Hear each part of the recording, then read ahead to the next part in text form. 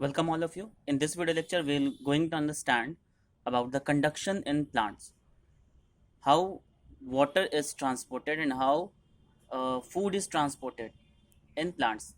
The transportation of water along with minerals is known as ascent of sap.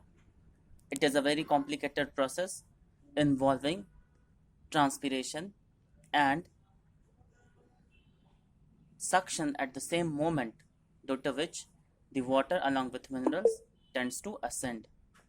Now, the transportation of food is known as translocation. So, how these functions are achieved by a plant? There must be some tissues or some mechanism which helps in doing so. So, first of all, let us understand the positioning of that tissues or the transporting tissues. Transporting tissues in plants are known as vascular tissues or vascular bundles. So let us first of all understand their location by viewing the cross section of a plant stem. In the figure provided here, this is the cross section of a plant, and that much portion, a slice, is magnified here in order to make you understand about the arrangement of different layers. Basically, there are five main layers which you can categorize, which are present in stem, and among these layers there are multiple sub layers. The very first one layer is epidermis. As you can see that this lightly colored uh, first layer is known as epidermis. Epidermis is the outermost layer of stem. It is single layered and lack of chloroplast. Multicellular hairs, that is trichomes, as you can see in the figure, these are the trichomes, and stomata are found on epidermis.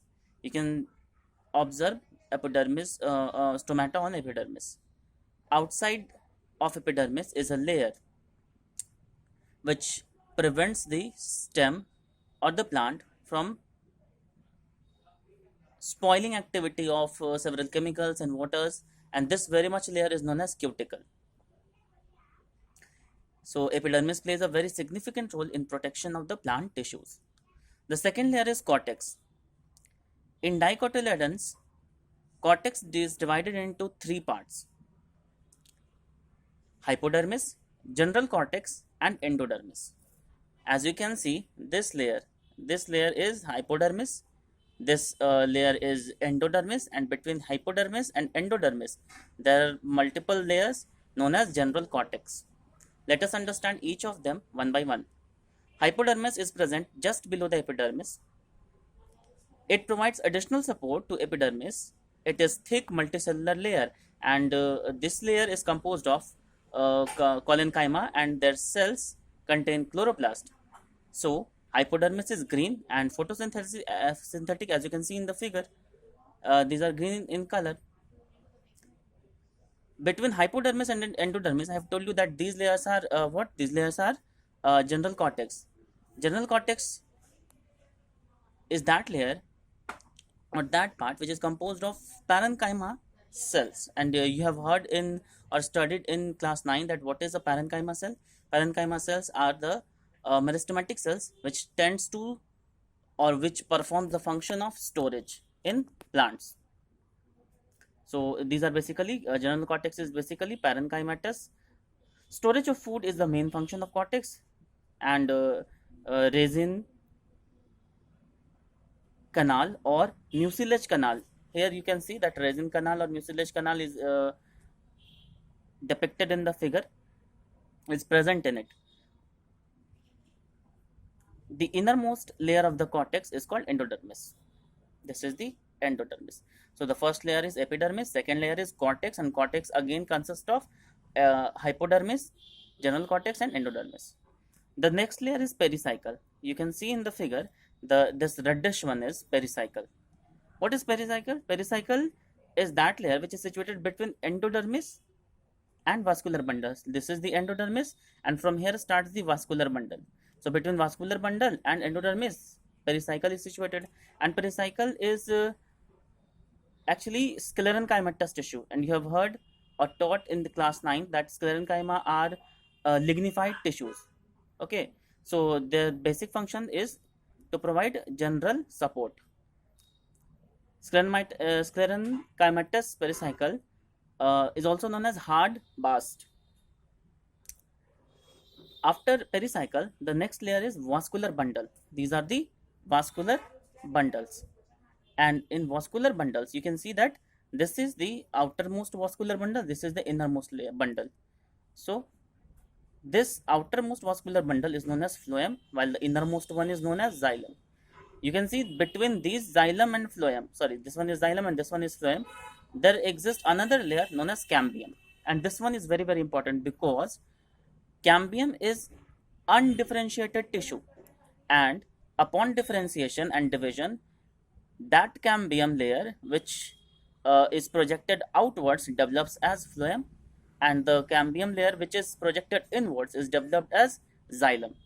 Better to say secondary xylem and secondary phloem respectively. So cambium are undifferentiated tissues which give rise to secondary xylem and secondary phloem. Don't be confused about the word secondary xylem and secondary phloem. If the growth is lateral or horizontal, then this is known as secondary xylem or secondary phloem. And if the growth is vertical, then it is known as primary xylem, okay, or primary phloem respectively.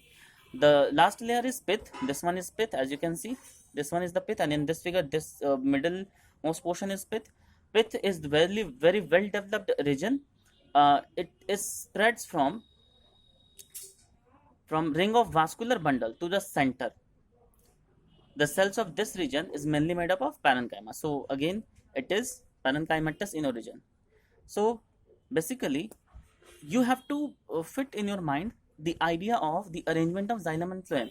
In the figure, whose cross section or whose a section is taken here, you can see that this is the pith, this is xylem, this one is green one is cambium, okay, sorry, phloem, the middle one is cambium, and these are the pericycle region. After that, you will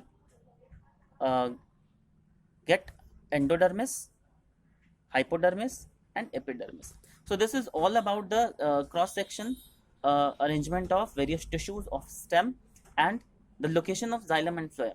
In the next video lecture, we will understand about xylem and phloem, how they work in translocation and transportation of water. Thank you very much for listening.